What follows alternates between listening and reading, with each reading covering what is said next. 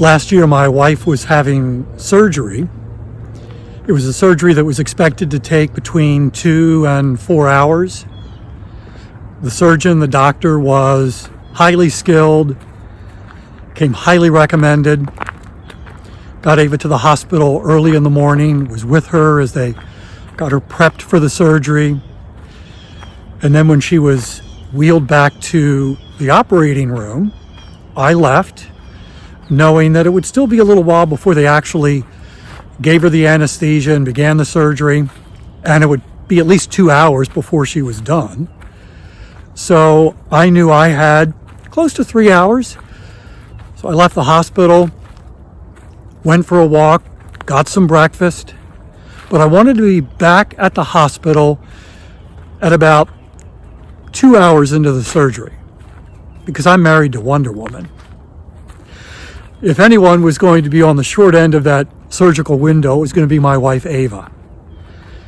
So I got back to the hospital, went to the waiting room that they had set up for family who were also waiting for someone to come out of surgery.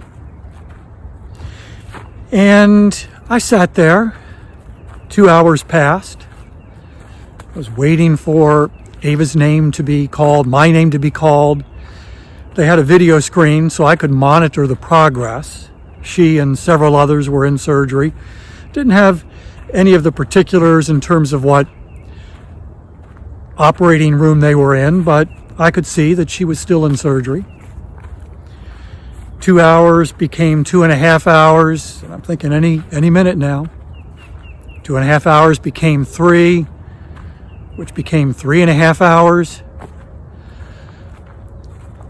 I would be lying if I didn't say that at that point my concern level was growing just a little bit, because I didn't think that this was going to take the full 4 hours.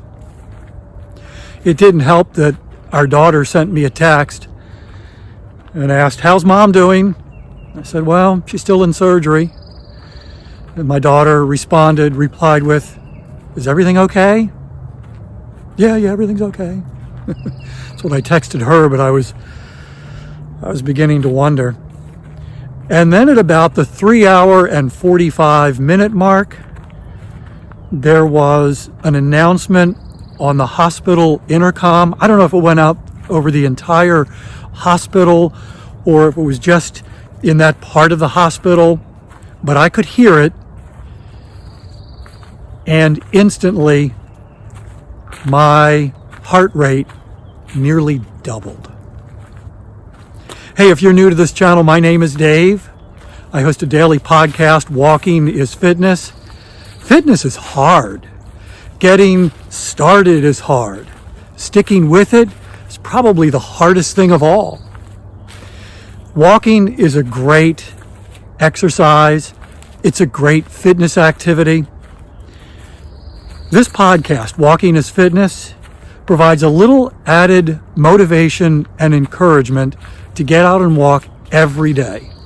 And to keep it fun, I record each episode while I'm out walking, much like I am now. You can check it out, Walking is Fitness, wherever you get podcasts. There's also a link in the channel, the description channel below. You can tap that and learn more about the podcast.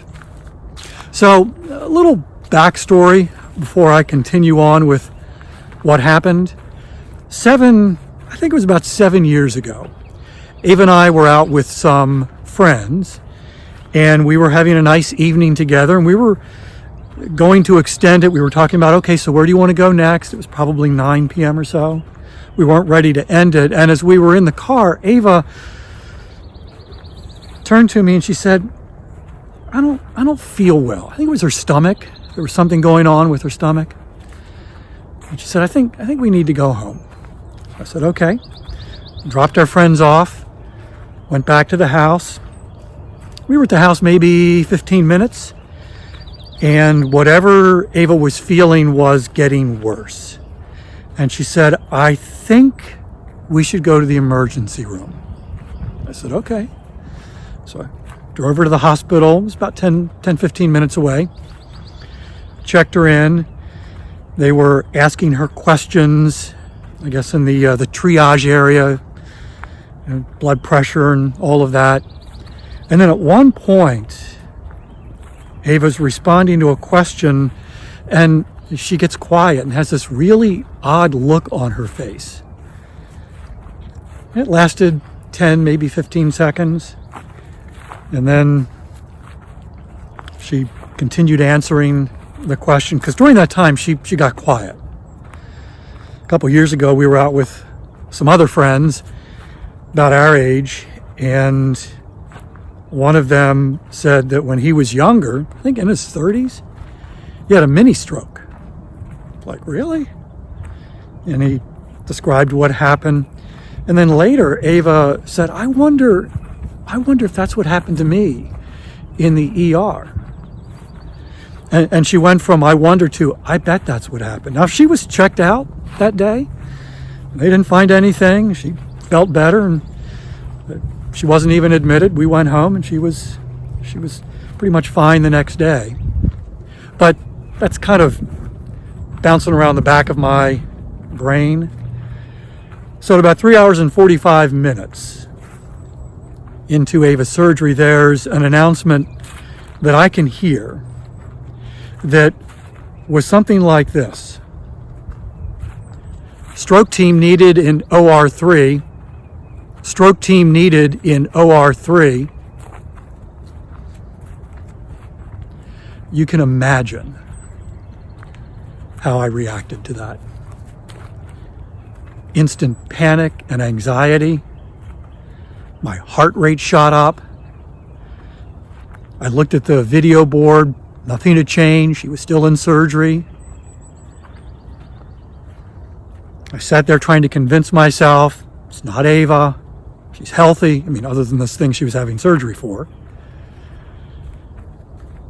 After a minute or two, I instinctively got up, walked out of the waiting room. There was a hallway in front of the waiting area, and there was glass, so the waiting room attendant could still see me if there was news or if I was needed.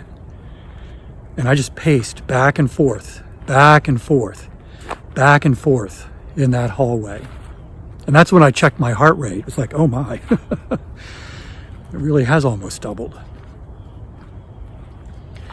After about 12 minutes, the waiting room attendant came up to me and said, Mr. Paul, the doctor would like to speak with you.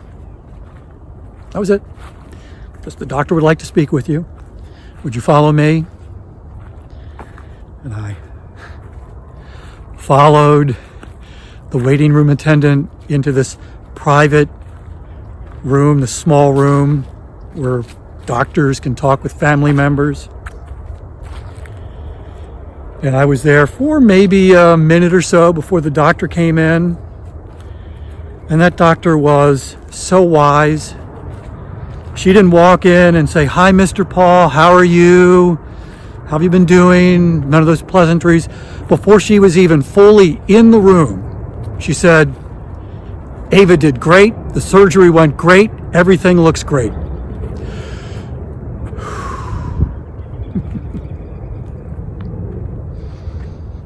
I have no idea who was in OR3, but it wasn't Ava.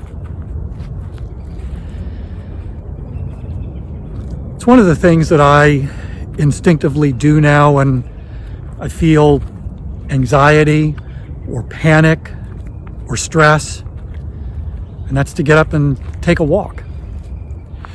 And there's a lot of research that backs that up, that walking, that exercise and walking is a great thing to do when you're feeling anxiety, when you're feeling stress, even when you're dealing with depression. By the way, I'm not a doctor.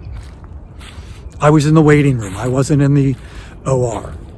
And if you're dealing with stress and anxiety, this video is not meant to be specific advice for you. Please talk to a professional. Recently, Diana left a comment on one of my other videos. She was having a bad morning. Things were not going well. She was frustrated. And so she went for a walk. And it didn't take long before the frustration, the stress, the anxiety melted away. And she said the rest of her day was really good.